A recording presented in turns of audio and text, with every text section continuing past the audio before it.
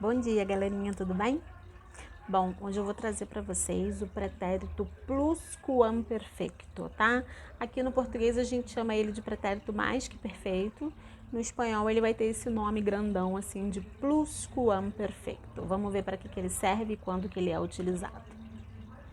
Bom, ele vai falar de ações passadas, porque ele é um pretérito, mas ele tem um porém.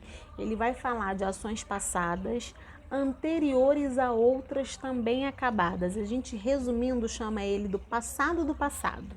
Para eu utilizar esse pretérito é porque eu já tenho outra ação passada posterior a ele, tá? Então vamos para o exemplo para ver se fica bem mais fácil. Ya había salido, eu já havia saído, quando llamé. Tá? Então, quando eu fiz a ligação, né, quando eu chamei pelo telefone, o verbo chamar já está no pretérito.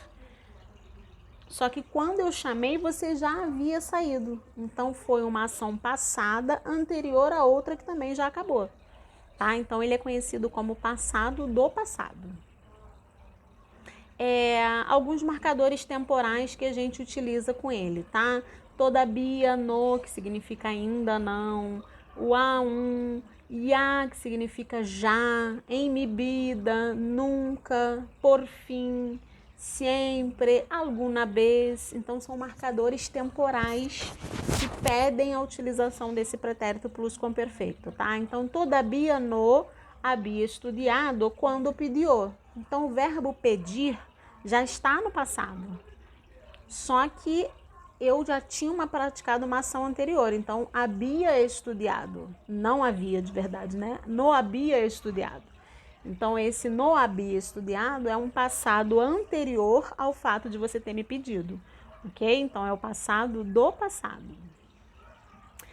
Como é que ele é formado, né?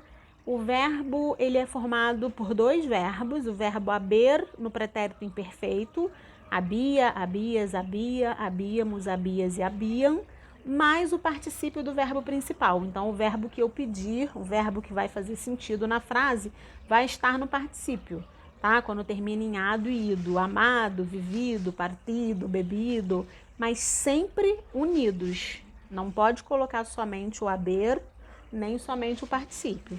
Ele só vira pluscuamperfecto se eles estiverem juntos. Então, había hablado, habías comido, había bebido, habíamos ido e assim por diante, ok? Então, ele precisa desses dois verbos para ser conjugado, tá? O verbo haber no pretérito imperfeito, mais o particípio do verbo principal. Coloquei um exemplo aqui. Quando llegué à la tienda, ya había cerrado. Então, eu cheguei, já é uma ação acabada. E ele já tinha fechado. É uma ação passada anterior ao fato de eu chegar.